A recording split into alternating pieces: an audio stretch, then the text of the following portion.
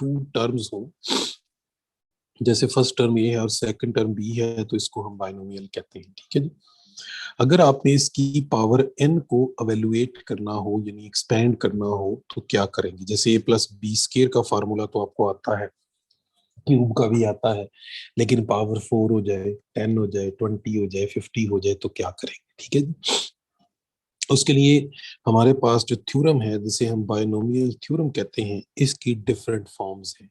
सबसे पहले इसकी फॉर्म ये है जी कि फर्स्ट टर्म आप लिखते हैं a पावर n, फिर आप लिखते हैं n divided by 1 factorial, a की पावर में से 1 लेस कर देते हैं और b की पावर 1 साथ आ जाती है। फिर हम लिखते हैं जी n into n minus 1 divide कर देते हैं 2 फैक्टोरियल से, a की पावर में से एक नंबर और लेस करते हैं और वो नंबर b की पावर में ऐड कर देते हैं, एंड सो ऑन। ये सिलसिला जो है चलता रहता है अनलेस कि हमारे पास b की पावर n आ जाए। अगर b की पावर n आ जाए तो यहाँ पे हम इसे स्टॉप कर देते हैं। ठीक है जी। एक तो इस बाइनोमियल थ्योरम को लिखने का मेथड ये है, ए और बी कोई भी दो वेरिएबल्स या टर्म्स कुछ भी हो सकते हैं। दूसरा मेथड इसको लिखने का ये है कि यहाँ पे हम लिखते हैं एन सी जीरो, यानी एन सी जीरो से शुरू करते हैं और ए की पावर एन लिखते हैं, बी की पावर जीरो लिखते हैं। ठीक है जी। प्लस फिर हम लिखते हैं एन सी वन, ये कॉम्बिनेशन को शो करता है, हम बता चुका हूं मैं आपको लास्ट चैप्टर में। तो इसको लिखते हैं हम a power n minus one और b पावर 1 हो जाता है। प्लस इसी तरह से हम आगे चलते जाएंगे, nc2 आ जाएगा, a power n minus two और b की पावर 2 आ जाता है, एंड सो ऑन। हम जो लास्ट टर्म यहाँ पे ऑब्टेन करते हैं वो होती है nCn और b की पावर साथ n आ जाती है, a की पावर जो है वो 0 हो जाती है। इस बात को जनरलाइज फॉर्म में यूं लिखा जा सकता है कि सिग्मा, हम n की वैल्यू जो है वो 0 से शुरू करते हैं और इसे लेकर जाते हैं, सॉरी यहाँ पे n नहीं लिखना चाहिए था, कोई और वेरिएबल ले लेते हैं कि हम r इज इक्वल टू 0 से शुरू करते हैं और इसकी वैल्यू n तक लेके जाते हैं और यहाँ पे हम लिखते हैं NCr, a power n minus r लिखते हैं और b पावर r लिखते हैं। सिग्मा का मतलब ये ऊपर जो हमने लिखा है कि इसको समेशन की फॉर्म में आप लिख सकते हैं, यही इसका मेथड होता है। अब आते हैं इसकी कुछ टेक्निकल पॉइंट्स की तरफ। इन सब में पहला टेक्निकल पॉइंट ये है जी कि n belongs to the natural number, या n बिलोंग करना चाहिए किसको? पॉजिटिव इंटीजर को, तब ये थ्योरम होल्ड करता है, वरना ये थ्योरम फेल हो जाएगा। ठीक है जी। इसका एक और इम्पॉर्टेंट की पॉइंट कि जब आप a plus b power n को एक्सपेंड करें तो इसमें जो टोटल टर्म्स आती हैं वो पावर से हमेशा एक ज्यादा होंगी। ये जो पावर हमने यहाँ पे लिखी है, हम अपने तौर पे इसको पावर पढ़ते हैं, ये पावर होती नहीं है। मैथमेटिक्स में जो इसका प्रॉपर नेम है वो है इंडेक्स, इसको हम इंडेक्स कहते हैं। बाइनोमियल थ्योरम को जब आप एक्सपेंड करें तो आप एक चीज नोट करें कि फर्स्ट टर्म में पावर जो है वो n है, सेकंड टर्म में a और b दोनों की पावर्स का सम n है, थर्ड टर्म में भी a और b की पावर्स का सम n है और लास्ट टर्म में भी पावर का सम n है। ठीक है, तो ये इसकी प्रॉपर्टी है, ये इसकी खूबसूरती है कि पावर का सम जो है वो हमेशा n के इक्वल ही रहता है। याद रहेगी जी बात ये। अब इसकी प्रॉपर्टीज मैं आपको बता रहा हूँ, ये प्रॉपर्टीज आपने इसी तरह याद रखनी है, इनमें से कोई भी प्रॉपर्टी जो है वो आपसे पूछी जा सकती है। एक और इंटरेस्टिंग प्रॉपर्टी जरा नोट कीजिए, मैं जरा सेकंड फार्मूले से समझाता हूँ कि फर्स्ट में a की पावर n, b की 0 है, फिर a की पावर कम हो गई, b की इंक्रीज हो गई, a की और कम हो गई, b की इंक्रीज हो गई, फिर b की पावर n आ गई। तो होता यह है कि बाइनोमियल थ्योरम को जब हम यूज करते हैं, एक्सपेंड करते हैं बाइनोमियल को, ठीक है, तो फर्स्ट टर्म की पावर कम होती जाती है और सेकंड टर्म की पावर जो है वो इंक्रीज होती जाती है, वो बढ़ती जाती है। ठीक है जी, पॉइंट क्लियर है कि नहीं?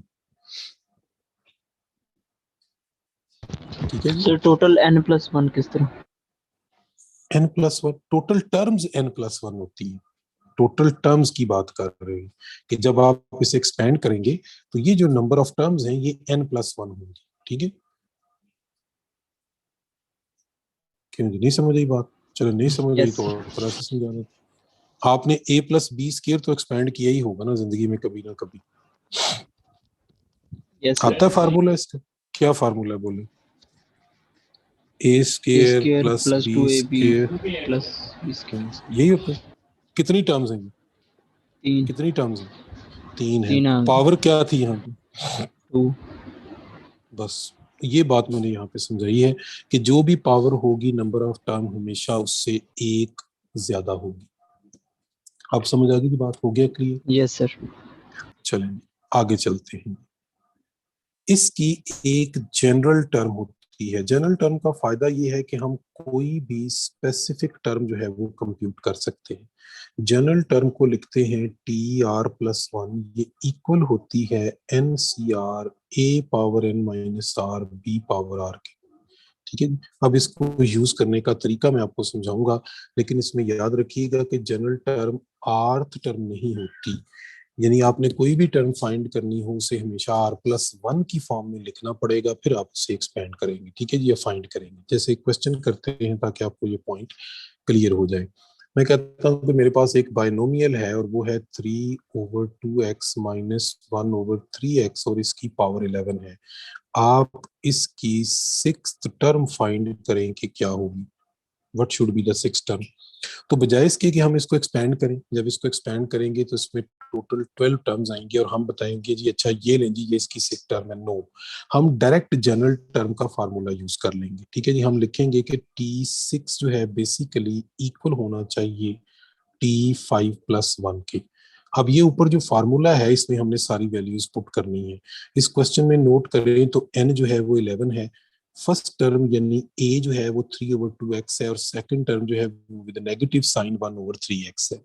तो देखिए मैं इसको लिख रहा हूँ, n की जगह क्या आ जाएगा 11, r की जगह क्या आ जाएगा 5, a की जगह आएगा 3x/2 और इसकी पावर आएगी 11 माइनस 5 यानी 6। ठीक है जी, और b की जगह आएगा -1/3x और इसकी पावर आ जाएगी r यानी 5। इसको आप सिंप्लीफाई कर लें तो ये एनसीआर का फार्मूला हम रिसेंटली पढ़ चुके हैं, n factorial over 5 factorial into 11 minus 5 which is 6 factorial. ये रिमेनिंग पार्ट को आप सिंप्लीफाई कर सकते हैं, 3x/2 पावर 6 है, फिर -1/3x पावर 5 है। Simplify yourself. ठीक है जी, तो ये हमने इसकी सिक्स्थ टर्म जो है वो कंप्यूट कर ली। समझ आई ये बात कि नहीं आई जी? समझ,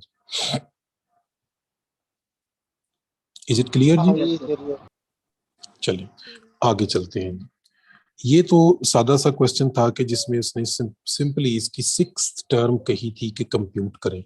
चलें इसी क्वेश्चन को दोबारा करते हैं। वो कहते हैं जी कि आपके पास एक बाइनोमियल है 3/2x minus 1/3x plus power 11।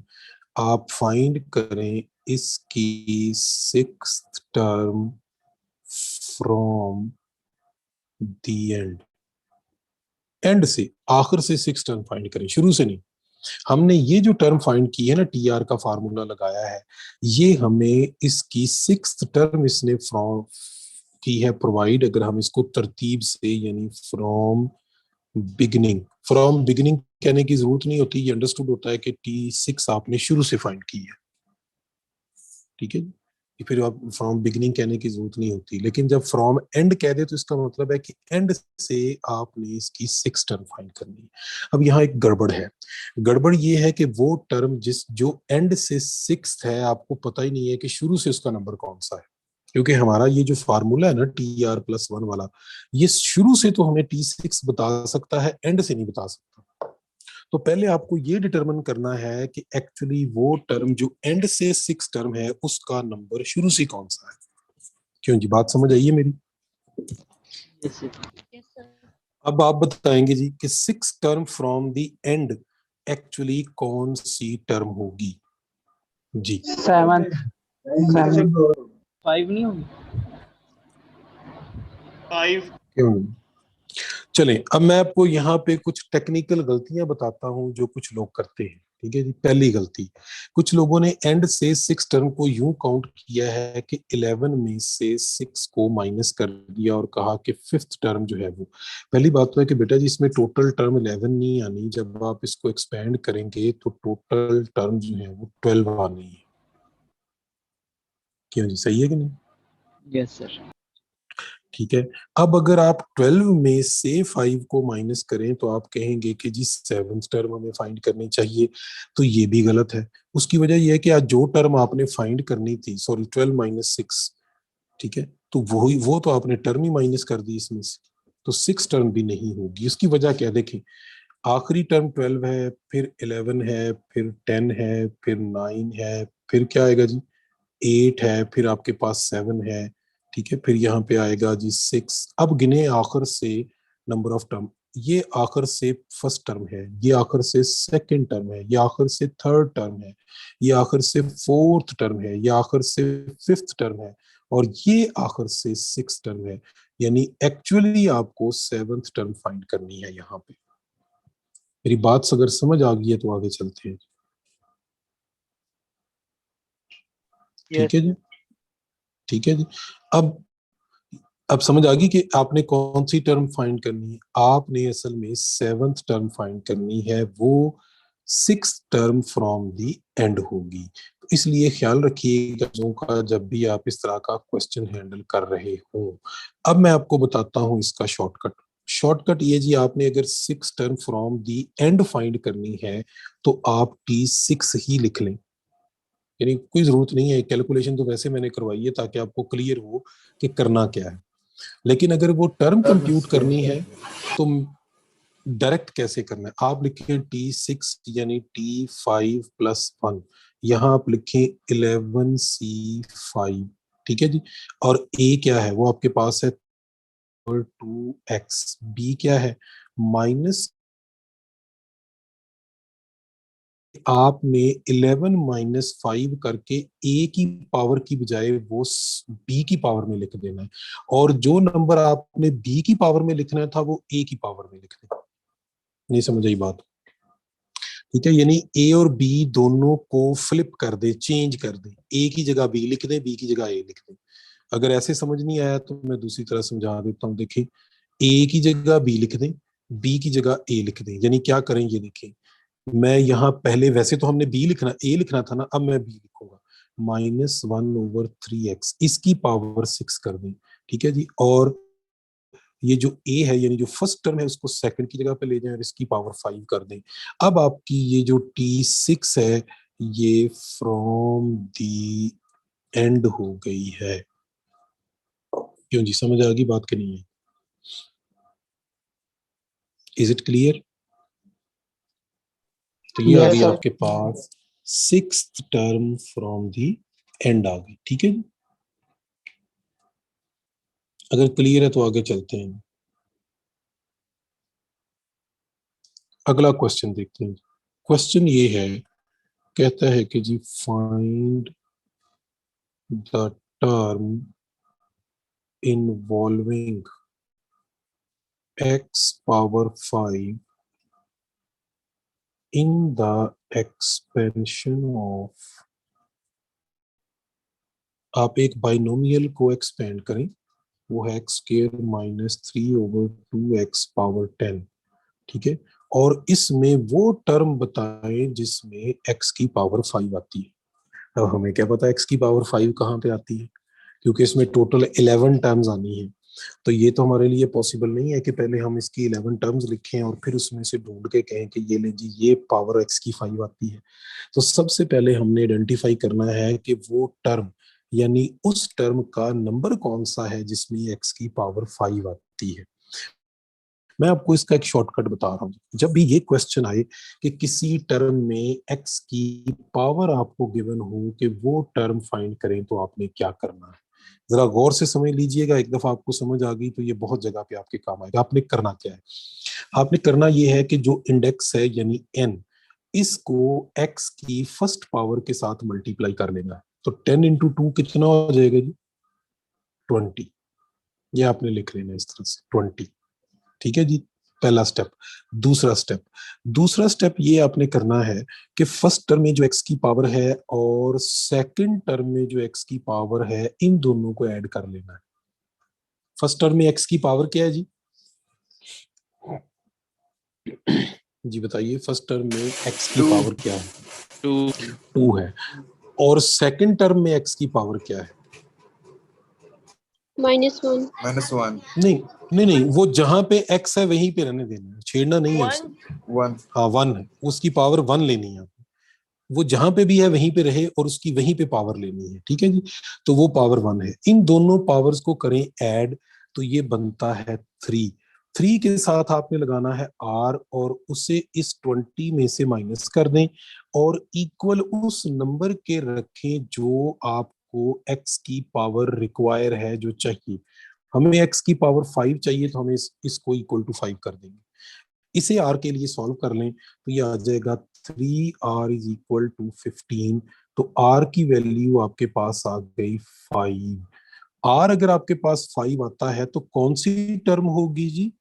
वो होगी 5 + 1, यानी 6th टर्म होगी जिसमें एक्स की पावर 5 आएगी।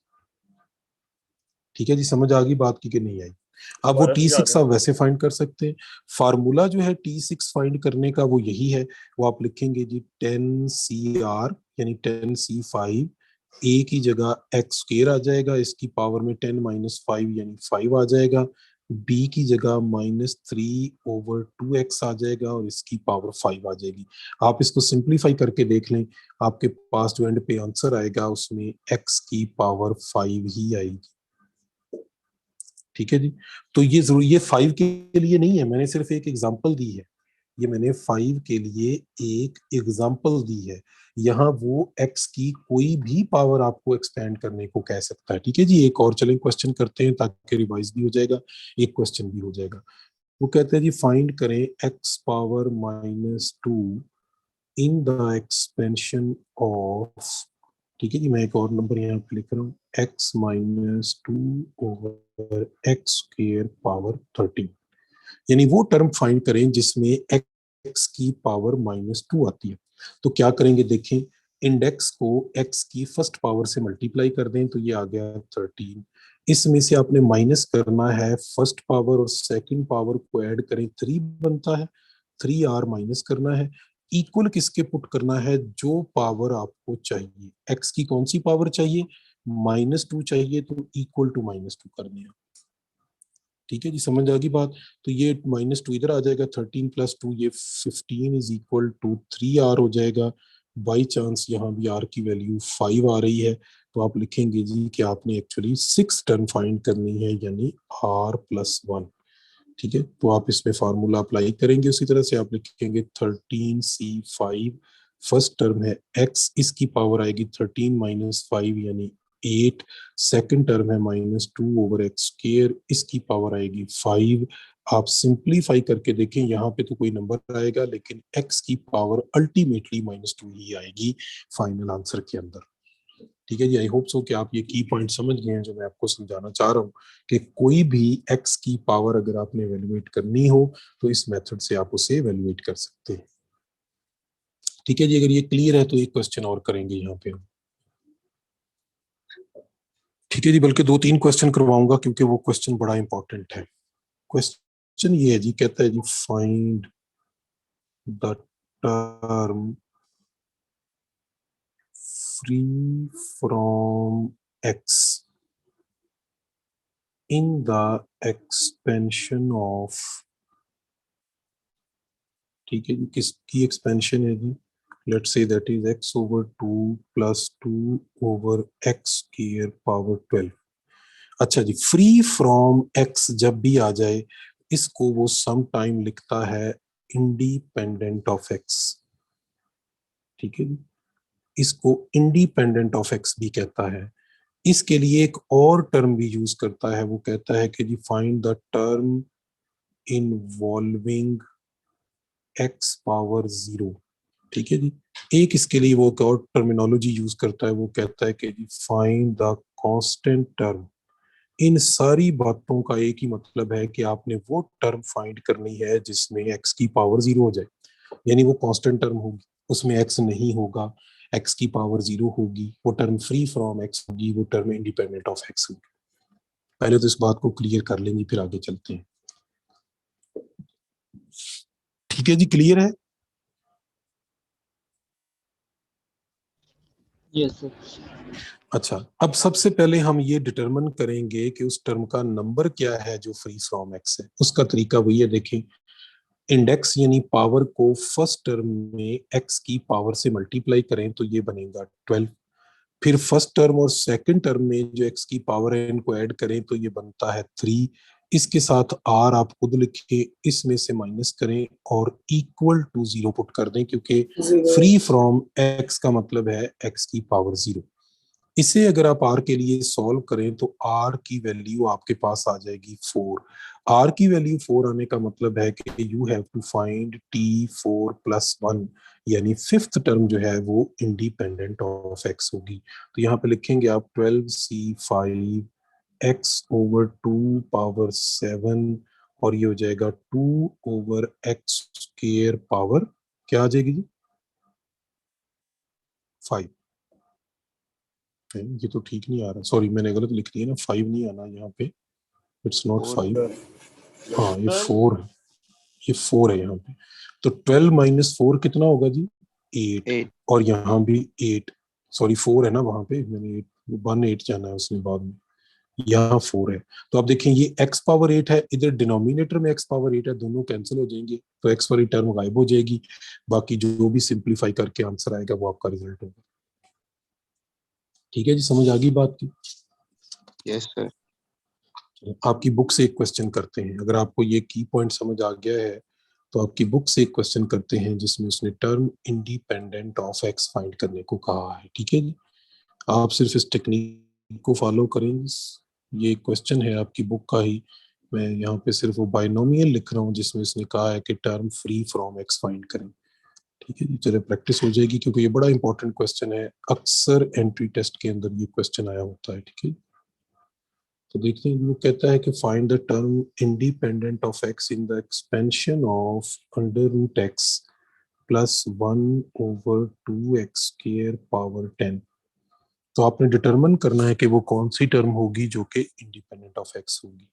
तो कैसे डिटरमिन करेंगे, देखें, ये इंडेक्स है 10, इसको आपने फर्स्ट टर्म में x की पावर से मल्टीप्लाई करना है। बताइए फर्स्ट टर्म में x की पावर क्या है? 1/2 तो 10 को जब 1/2 से मल्टीप्लाई करेंगे तो 5 रह जाएगा माइनस। अब यहां से पावर 1/2 आएगी, यहां से 2 आएगी, इन दोनों को ऐड करना है आपने, 1/2 प्लस 2, तो ये आपके पास बनेगा 5/2। तो इस 5/2 के साथ आप क्या लिखेंगे, r लिखेंगे और इक्वल टू क्या पुट करेंगे, 0। ठीक है जी, तो यहां से आप एलसीएम ले लें, ये बनेगा 10 minus 5r is equal to 0। तो r की वैल्यू आपके पास आ जाएगी 2। इसका मतलब है कि t3 यानी थर्ड टर्म जो है वो इंडिपेंडेंट ऑफ x है, उसे आप लिखेंगे t2 प्लस 1, और यहाँ आ जाएगा 10c2, फिर आ जाएगा जी अंडर रूट x की पावर 8, और फिर आ जाएगा 1/2x स्क्वायर, इसकी पावर 4, सॉरी 2 आएगी, यहाँ पे इसकी पावर क्या आएगी जी, 2। इसको आप सिंप्लीफाई करके देख लें तो x वाली सारी टर्म्स वैनिश हो जाएंगी। आई होप सो कि आपको ये की पॉइंट जो है ये क्लियर हो गया। ठीक है जी, तो मैंने आपको सारे स्टाइल डिफरेंट मेथड से करवा दिए कि जहाँ पे x की कोई स्पेसिफिक पावर इन्वॉल्व हो तो आप कैसे उस टर्म तक पहुंच सकते हैं। सर स्क्रीनशॉट लेना है। साथ साथ ले लिया करें यार, जल्दी जल्दी स्क्रीनशॉट। आगे चलते हैं, चलिए थैंक यू सर। जी। नेक्स्ट हमारा रूल है, वो आपसे कहेगा जी फाइंड करें मिडिल टर्म।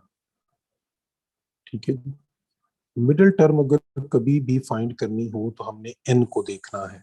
पहला रूल ये है कि इफ n इज इवन। ठीक है,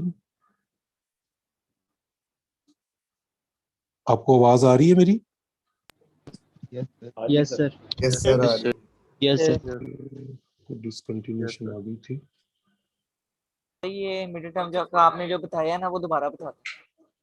मिडिल टर्म तो अभी कुछ भी नहीं बताया बेटा, मैंने बताना है, शुरू किया था मैंने। इफ n इज इवन, ठीक है जी, कि पावर जो है वो इवन हो, n का मतलब इंडेक्स है, ठीक है जी।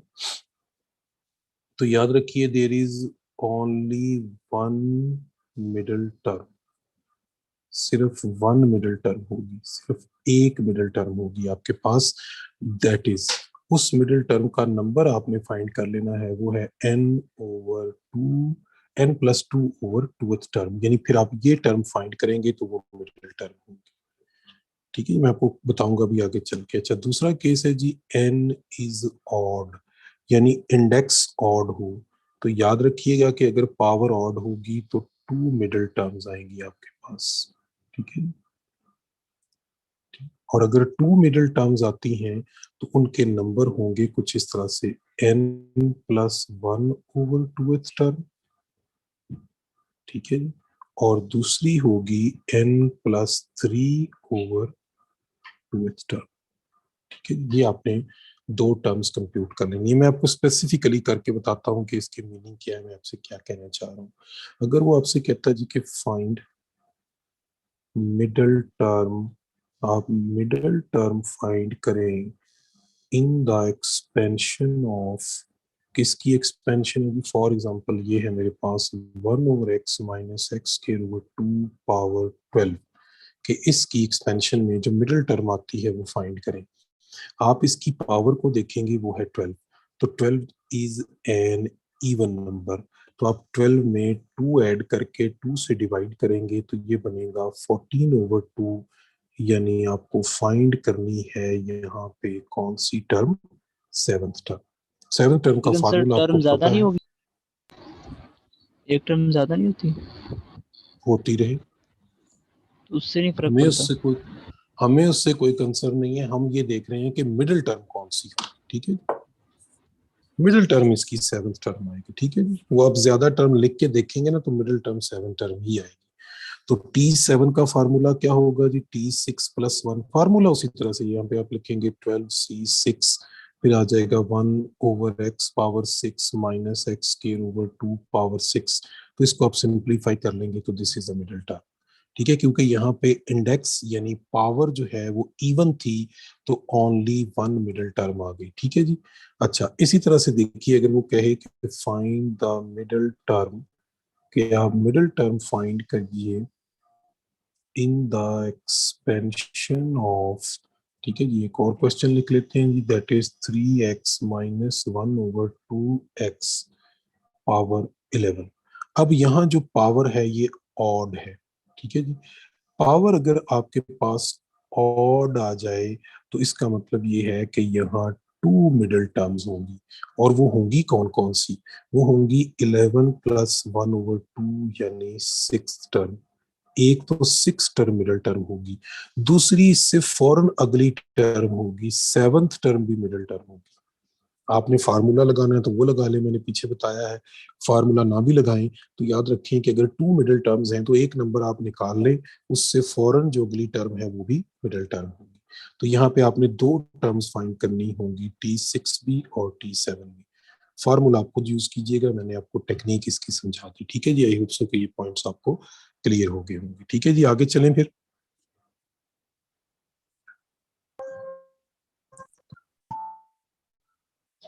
अच्छा जी, नेक्स्ट हमारा जो की पॉइंट है वो है बाइनोमियल एक्सपेंशन, क्या चीज होती है, ठीक है जी।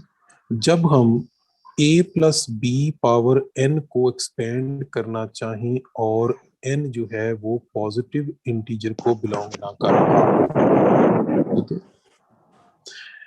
n पॉजिटिव इंटीजर को बिलोंग ना करने का मतलब ये है कि हो सकता है वो कोई नेगेटिव नंबर हो, यानी पावर में नेगेटिव नंबर आ जाए, या ये भी मुमकिन है कि पावर जो है वो फ्रैक्शन में आ जाए। तो पावर अगर नेगेटिव नंबर आ जाए या पावर अगर फ्रैक्शन में आ जाए तो फिर हम कहते हैं कि यहाँ बाइनोमियल थ्योरम फेल हो जाएगा, यहाँ बाइनोमियल एक्सपेंशन जो है वो काम आएगी।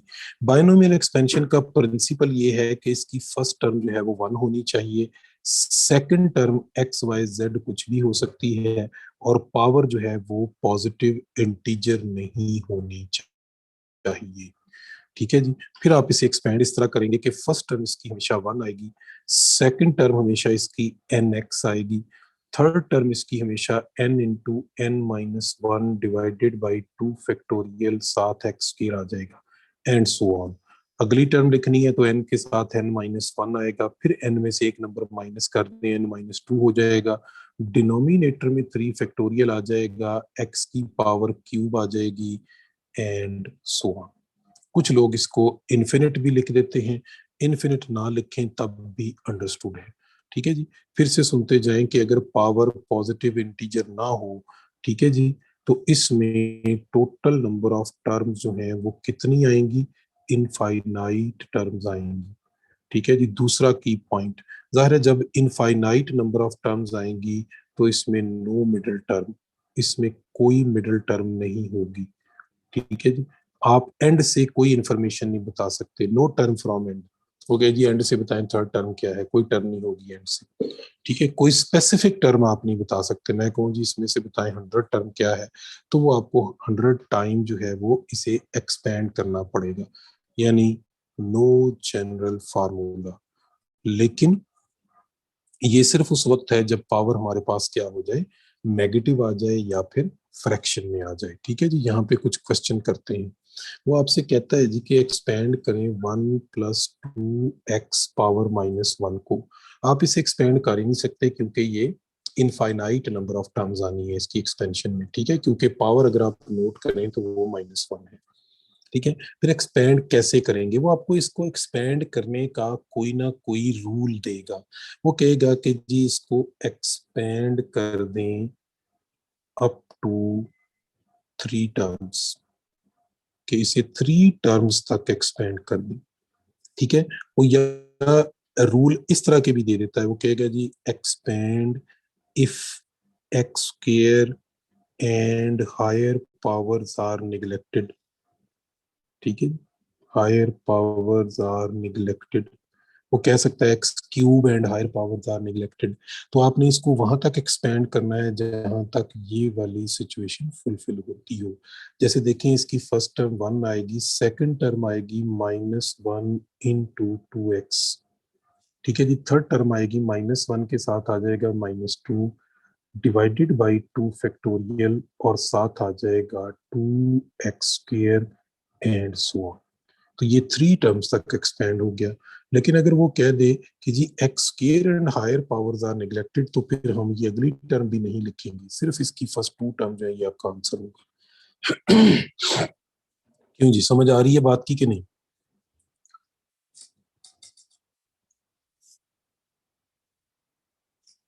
क्यों जी, आवाज सर आ ये रही है अगर मेरी? एक्स क्यूब लिखता है तो उसका मतलब है हमने थर्ड टर्म जो है वो निगलेक्ट हाँ करनी है। जी, फिर हम स्क्वायर तक जाएंगे। अगर वो कहे ना x cube and higher powers are neglected, तो फिर हम थर्ड टर्म तक जाएंगे, इससे आगे कोई टर्म नहीं लिखेंगे, फिर इसका आंसर यहाँ तक आ जाएगा आपके पास। Is it clear? जी सर। वो डिपेंड करता है ना जो भी स्टेटमेंट दे दे। अच्छा, इसके साथ एक बड़ी इंपॉर्टेंट चीज एसोसिएट की जाती है, वो आपसे एक और क्वेश्चन है, मैं यहाँ पे आपसे डिस्कस कर रहा हूँ, ये कहेगा सर कि अगर एक्स स्क्वायर फाइंड, सर अगर एक्स हाँ जी हाँ स्क्वायर जी तक बोलो। रहता है तो एक्स स्क्वायर वाली टर्म भी निगलेक्ट करनी है। जी बिल्कुल, वो ये कह रहा है ना x square and higher powers, x cube and higher powers, वो जो भी उसने कहा है वहां तक एक्सपेंड करेंगे, उससे यस। आगे नहीं जाएंगे। कहता है जी thank find x such that the expansion, let's say ये है जी 4 minus 3x power 1/2 is valid, ठीक है जी। पहली बात, ये जो x की वैलिडिटी जब आपसे पूछेगा तो power must be a non positive integer, यानी या पावर फ्रैक्शन में होगी या पावर कोई नेगेटिव नंबर होगा, तब वो ये क्वेश्चन करेगा, वरना नहीं करेगा आपसे ये क्वेश्चन, ठीक है जी। अब करना क्या है, इसका करना आपने ये है कि आपने देखना है कि what ever is the second term, जो भी सेकंड टर्म आपके पास लिखी हुई है इस पे मॉड लगाना है और इसको लेस देन पुट कर देना है फर्स्ट टर्म्स, ठीक है जी। सेकंड टर्म थी -3x, इस पे मॉड लगा के लेस देन 4 कर दिया। अब मॉड जो होता है ये हमेशा नेगेटिव को प्लस कर देता है, तो पहला स्टेप तो ये है कि ये हो जाएगा 3x मॉड लेस देन 4। दूसरा स्टेप है कि आपने चूंकि x फाइंड करना है, तो आप x के साथ जो भी कोएफिशिएंट लगा होगा इससे होल इक्वेशन को डिवाइड कर देंगे, तो ये आपका आंसर आ गया। लेकिन इस आंसर को लिखने का एक और स्टाइल भी है, वो स्टाइल ये है कि ये राइट साइड पे जो वैल्यू लिखी हुई है 4/3 है जो भी लिखी है, इसका नेगेटिव आपने लेफ्ट पे लिख लेना है। ये जो नंबर x मॉड है इसका मॉड हटा के सेंटर में लिख दें और इनइक्वालिटी एज इट इज इसके साथ यूज कर लें, तो ये दोनों आंसर हो सकते हैं। ठीक है, ये आपकी बुक में एक्सरसाइज 8.3 में वो कहता है taking the values of x such that the expansion in each case is valid, तो ये उसकी वैलिडिटी है। ठीक है, चलिए एक क्वेश्चन कर लेते हैं। जैसे वो ये कहता है जी कि 2 - 3x पावर -1 है। ठीक है, जिसकी वैलिडिटी चेक करें कि क्या है, तो आप लिखेंगे 3x mod less than 2, x mod less than 2/3। इसको आप यूं भी लिख सकते हैं -2/3 less than x less than +2/3। ठीक है जी, समझ आ गई बात। अब यहाँ आप एक चीज नोट करें कि इन दोनों क्वेश्चंस के अंदर फर्स्ट टर्म जो है वो 1 नहीं है। अगर फर्स्ट टर्म 1 नहीं है तो हम इसे एक्सपेंड नहीं कर सकते। अगर इसे एक्सपेंड करना हो तो क्या करेंगे, आप पहले फर्स्ट टर्म को 1 बनाएंगे। ठीक है, जैसे ये है 4 - 3x पावर 1/2, साइन तो के बाद प्लस कर 4 लीजिए, को कौन से साइन के बाद बेटा? स्मॉलर देन का जो साइन मॉडुलस के आगे। हाँ, उसमें क्या कह रहे हैं? हाँ जी, फर्स्ट टर्म लिखनी है, फर्स्ट टर्म ही यस लिखनी है। हाँ, थैंक यू। ठीक जी। तो देखिए पहले हम 4 को विद पावर कॉमन लेंगे तो ये बनेगा 1 - 3x ओवर 4 इट्स पावर 1/2। ठीक है, अब आप इसे एक्सपेंड कर सकते हैं, 4 की पावर 1/2 2 हो जाएगा, ये रिमेनिंग पार्ट आप एक्सपेंड कर लेंगे। फर्स्ट टर्म 1 आ जाएगी, फिर लिखेंगे -n इंटू सॉरी प्लस लिखें, माइनस इसके साथ रखें 3x over 4 over 1 factorial, plus क्या आएगा जी 1/2 इंटू 1/2 -1 ओवर 2 फैक्टोरियल और -3x ओवर 4 इसका स्क्वायर हो जाएगा एंड सो ऑन। तो ये इस तरह से एक्सपेंड करेंगे। अगर फर्स्ट टर्म 1 ना हो तो पहले आप उसे 1 बनाएंगे और फिर उसे एक्सपेंड कर लेंगे। ठीक होगी जी बात? इज इट क्लियर जी? एक क्वेश्चन हम इसका और करेंगे जी, which is very very important question. वो इंपॉर्टेंट क्वेश्चन ये है, वो आपसे कहता है कि जी हम आपको एक सीरीज दे रहे हैं। ठीक है जी, वो कहेगा आइडेंटिफाई, लेट्स से मैं एक सीरीज लिख रहा हूँ 1 + 1 ओवर 4 + 1.3 ओवर 4.8, ये डॉट है, पॉइंट नहीं है, डेसिमल नहीं है। ठीक है, 1.3.5 divided by 4.8.12 up to so on as binomial series। ठीक है, क्वेश्चन क्या है फिर देखें कि identify this series as binomial series, ये एक क्वेश्चन है। ठीक है, ये क्वेश्चन वो आपसे यूं भी पूछ सकता है कि जी इफ ये पूरी series 1/1 + 4 1.3 over 4.8 1.3.5 over 4.8.12 up to so on is equal to 1 plus x power n, then find x and n, कि x और n की वैल्यू फाइंड करें। तो ऊपर जो मैंने क्वेश्चन लिखा है उसमें उसने दिया नहीं है, यानी बताया नहीं है कि ये 1 + x पावर n के इक्वल है, लेकिन जब आप कहते हैं कि कोई सीरीज बाइनोमियल सीरीज है तो उसका मीनिंग यही होता है कि वो सीरीज 1 + x पावर n के इक्वल है। ठीक है जी, बात समझ आ रही है मेरी? अच्छा, ये क्वेश्चन वो आपसे यूं भी पूछ सकता है कि इस सीरीज को as a binomial series sum up करें, यानी 4.8 + 1.3.5 over 4.8.12 12 up to so on is equal, इसका सम फाइंड करें क्या है, सिर्फ स्टेटमेंट डिफरेंट है। और एक ही चीज ये है कि जब भी कभी वो आपसे कहे कि इस सीरीज को as a binomial series identify करें, आपने उस सीरीज को खुद से 1 प्लस एक्स पावर एन के इक्वल एज्यूम कर लेना है। और एज्यूम करने के बाद आपने इसमें 1 प्लस एक्स पावर एन की वैल्यू फाइंड करनी है। जब 1 प्लस एक्स पावर एन की वैल्यू फाइंड हो जाएगी तो इसका सम भी आ जाएगा। ठीक है जी। यानी इस पूरे क्वेश्चन में इंपॉर्टेंट चीज ये है कि actually you are going to find the value of x and n. वो फाइंड कैसे करेंगे? आप लिखेंगे जी हमें पता है कि 1 प्लस एक्स पावर एन जो है वो इक्वल होता है किसके, 1 plus n x plus n into n minus 1 over 2 factorial into x square and so on.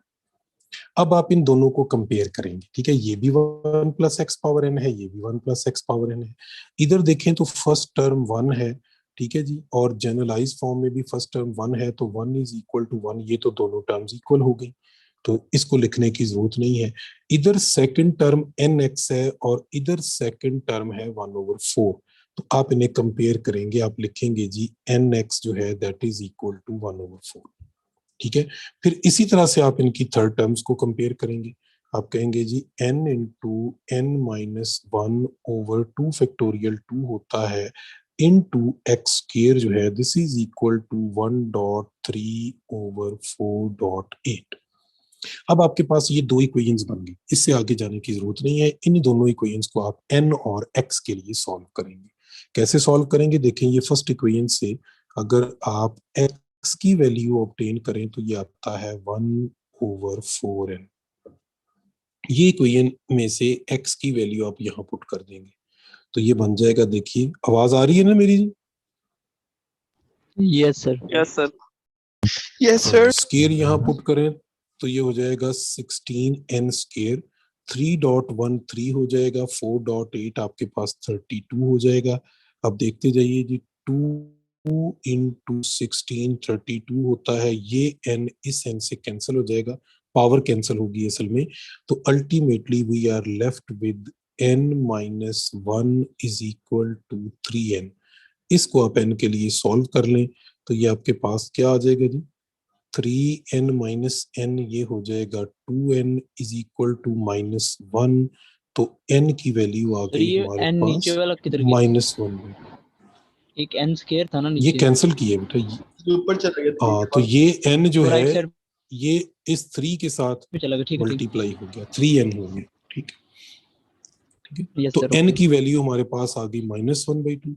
वो n की वैल्यू अब आपने यहाँ इस x में पुट कर देनी है, तो देखें जी x क्या आ जाएगा, x आ जाएगा हमारे पास 1/4 इंटू -1/2, तो x की वैल्यू भी हमारे पास -1/2 आ गई। ये बाई चांस है कि दोनों सेम आए हैं, ऐसा जरूरी नहीं है, ठीक है। तो जब x और n आप फाइंड कर लें तो आधा क्वेश्चन हमारा सॉल्व हो गया कि हमने x भी फाइंड कर लिया, n भी कर लिया। ये जरूरी नहीं है वैसे कि पेपर में वो x की जगह x लिखे और n की जगह n लिखे, हो सकता है वो x की जगह a लिख दे, n की जगह b लिख दे, तो वो जो भी लिखा होगा मेथड यही रहेगा आपका, ठीक है। जब n और x फाइंड हो गए तो आधा क्वेश्चन सॉल्व हो गया, यानी अगर उसने सिर्फ n और x ही कंप्यूट करने को कहा है तो वो हमने कंप्यूट कर लिया यहाँ पे, ठीक है जी। लेकिन अगर वो कहता है कि नहीं जी ये काफी नहीं है, आप बताएं इस सीरीज का सम क्या है, ठीक है, यानी इसका सम क्या है। तो सम फाइंड करने के लिए क्या करना है, हमने इस सीरीज को चूंकि 1 प्लस एक्स पावर एन के इक्वल रखा हुआ है, तो इक्वल आप क्या कर दें, एक्स की जगह इसकी वैल्यू पुट कर दें -1/2, एन की जगह भी इसकी वैल्यू पुट कर दें -1/2, तो 1 - 1/2 होता है 1/2, इसकी पावर आ गई -1/2। पावर को पॉजिटिव बनाना हो तो फ्लिप कर दें, पावर 1/2 बन जाएगी, और 2 की पावर 1/2 जो है वो स्क्वायर रूट ऑफ 2 होता है, तो ये इस सीरीज का सम आ गया आपके पास। क्यों जी, समझ आइए, मैंने बहुत डिटेल में ये क्वेश्चन के साथ आपको बहुत सारी चीजें एसोसिएट करके समझाई हैं सो दैट कि आप इस पॉइंट को क्लियरली समझ सके, ठीक है जी, ठीक होगी जी बात? Yes sir. Yes sir. Yes sir. चलें जी, आई होप सो कि यहाँ तक चीजें आपको क्लियर हो गई हैं। तो बस अब चैप्टर 8 की प्रैक्टिस कीजिए। ज्यादातर क्वेश्चन मैंने जैसे आपको बताया कि उसमें से आते हैं, क्या नाम है, टर्म इंडिपेंडेंट ऑफ एक्स आ जाता है, ठीक है, टर्म इंडिपेंडेंट ऑफ एक्स आ जाता है, ये इस तरह की कुछ चीज आ जाती है, ठीक है। तो एनी हो, ये पोर्शन भी इंपॉर्टेंट है, इसको भी आप प्रैक्टिस करें, ठीक है जी। किसी भी लेवल का क्वेश्चन जो है वो आपसे डिस्कस किया जा सकता है। तो बस इसका अब आप टेस्ट दे दें, 7 का प्लस 8 का, इन दोनों चैप्टर्स का टेस्ट जो है वो कंबाइन है। तो ठीक है जी, इसको आप टेस्ट दे दें, रेट बाकी यहीं तक इंशाल्लाह है फिर बस। हम इस पे डिस्कशन करेंगे। सर ये टेस्ट किधर थे? अभी तक आपको ये नहीं पता चला टेस्ट कहाँ देने हैं? सर वो ब्लॉक हुई है क्यों सिलेबस? नहीं, एलएमएस दोबारा चेक करो, हो गया अपडेट सर? ये होगी, अपडेट होगी। आप चेक तो अच्छा। करो। सर एक क्वेश्चन था कि जी जी बोलें। Sir if two dice are rolled simultaneously then find probability of prime number involved।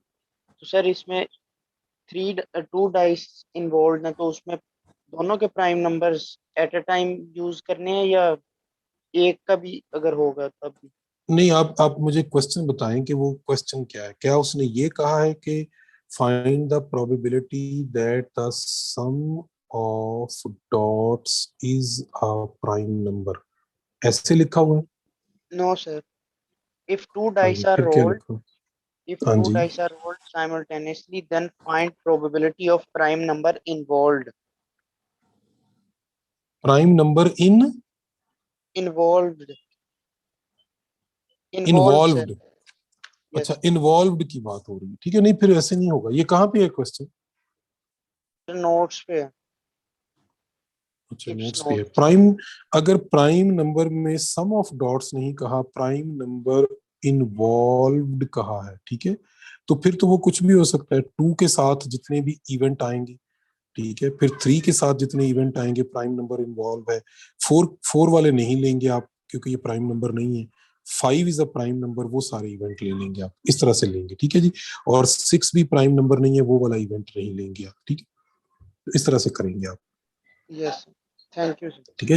लेकिन अब 2 के साथ 1 नहीं आएगा, 1 इज नॉट प्राइम, तो ये 2 आ जाएगा, फिर 2 3 आ जाएगा। 2 4 नहीं लेंगे क्योंकि 4 प्राइम नंबर नहीं है।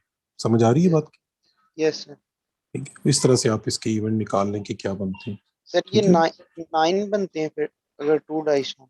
नहीं बेटा, मैंने कंप्यूट नहीं की है, कैलकुलेट आप खुद करेंगे इसको, कैलकुलेशन Yes। आप खुद करें, क्योंकि ये टोटल वैसे 36 हैं, तो वो जाहिर है आपको देखना पड़ेगा कि कितने इवेंट हैं जिनमें प्राइम नंबर इन्वॉल्व्ड है, ठीक है जी।